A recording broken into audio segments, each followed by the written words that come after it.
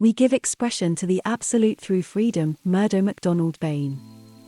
Take dross from silver, and the silver shines out pure. Proverbs 25:4.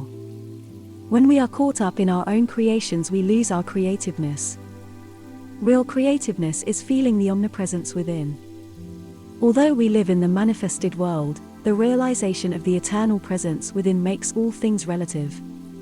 The majority of people know only the objective world, a world that formulates laws, regulations, creeds, dogmas, etc., that cause separation. These people are not aware of the one life that is creative yet formless, a life that is eternal and ever-present in its omnipresence. It is this one life that we must realize, a life that is free from all conditioning and which is our life. When we are aware of the one life which is also our life, service becomes a joy, for then we will be expressing life, translating life into our daily living.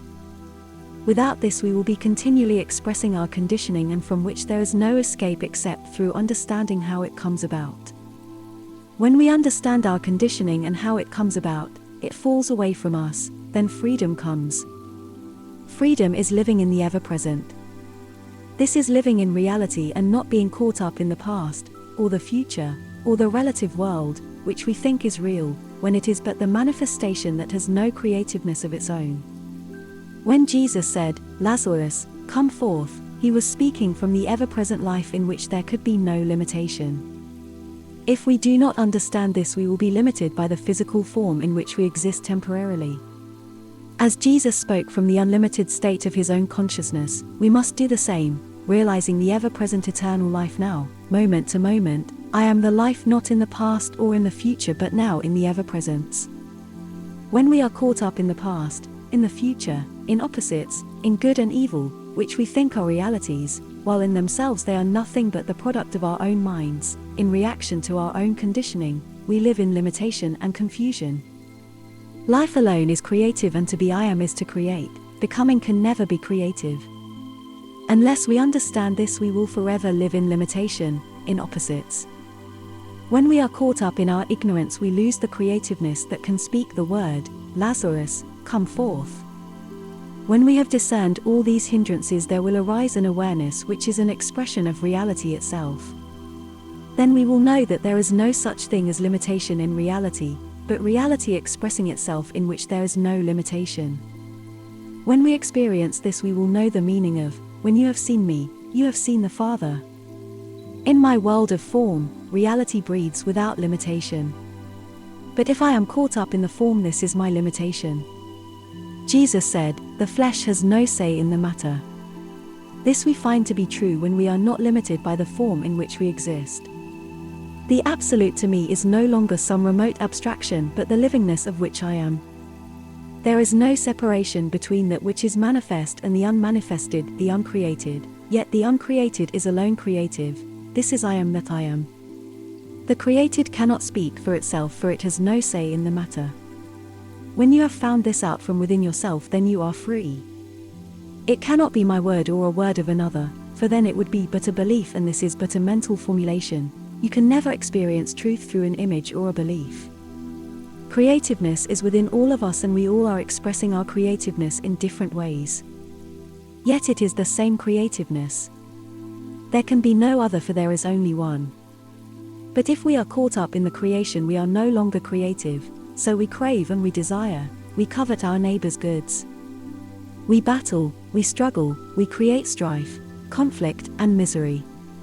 If we could but realize that we can give shape to creative ideas in which there is no separation, no limitation, for that which is working in us is that which is manifesting in the manifested universe, then we would be free. Life remains itself, no matter in what form it is expressing itself. When this is understood to the full, the release of the creativeness from within takes place and finds full expression in form. The form is the living energy in manifestation. Pluck a flower and it is there. In a handful of earth you hold it in your hand. The world about us is no longer a prison house. The air, the sky reveal its presence. Reality has ceased to become a stranger, something afar off, for we become conscious of its presence from which we cannot be separated. Although we are discussing on the intellectual level, it is most essential that we experience what is said, for it to merely remain on the intellectual level is of little value. We must experience in the deeper state of consciousness a livingness that is not a limitation or a mental formulation. This comes as we clear the mind of all hindrances, and this is done automatically as we see what is false, what the mind is made up of. When we see that our mental formulations regarding matter are problematical, we will cease to regard solidity as something to be carried, something to stumble over. When we realize that it is the manifestation of the unmanifest, we will free ourselves from these mental formulations that burden and limit us. We will know freedom in a free universe when formerly there was nothing but burdens and limitations. We can reach that state of consciousness of the Master in which the creative life works with effortless spontaneity to achieve the perfection of which it itself is. We will realize that the one life is creating within us, with that effortless perfection as it is manifesting throughout the whole universe, for there can be no separation between the life in us and the life that is universal in its omnipresence. Wherever there is perfection, there the Absolute has found release through the mind that has been freed from its own conditioning. The Absolute has found release through its own creation. The Creator and his creation become one as they always were from the very beginning. When the mind is freed from its own conditioning, its beliefs, its images, its ideas, etc., there comes a silence beyond time in which you become conscious of the truth of your being. Then there is freedom, and in this freedom there is the releasing of the creative energy in all its own perfection. It is the Father who ever remaineth within me, he is performing his own deeds. In great works, in the arts and crafts, in commerce and industry, there is the hand of genius. With freedom and experience we cooperate with the creative genius, that which is life's expression and which amazes all who look upon it. This is the creativeness within being given free expression through an unconditioned mind. The unmanifested, the uncreated life manifesting in us is given release through freedom, and only through freedom is this realized.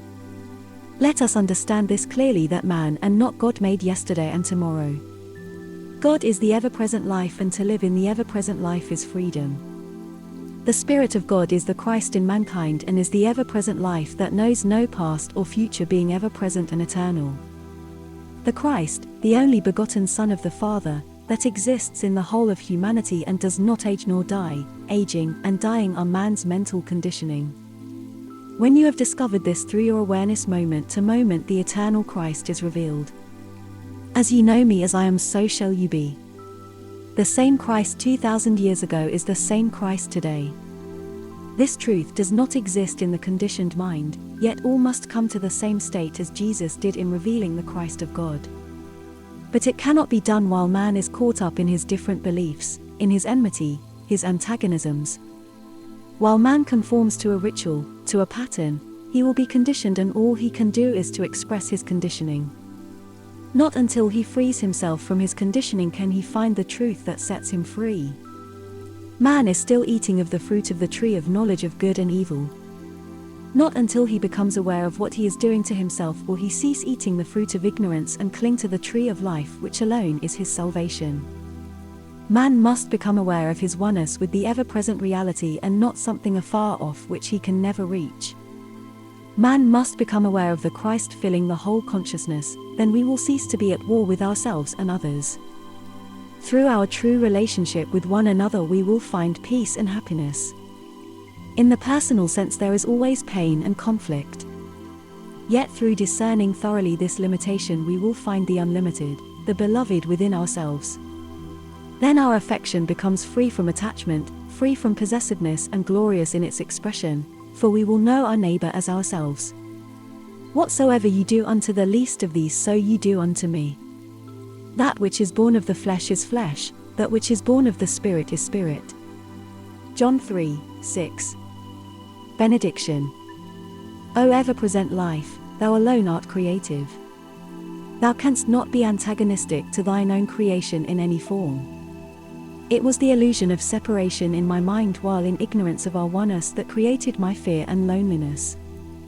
This illusion of separation was the cause of ill health, unhappiness, and sense of lack.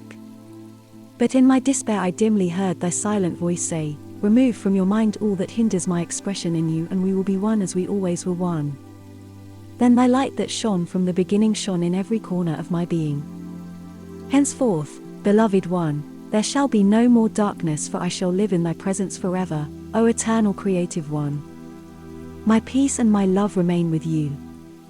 Yours very sincerely, Murdo MacDonald Bain.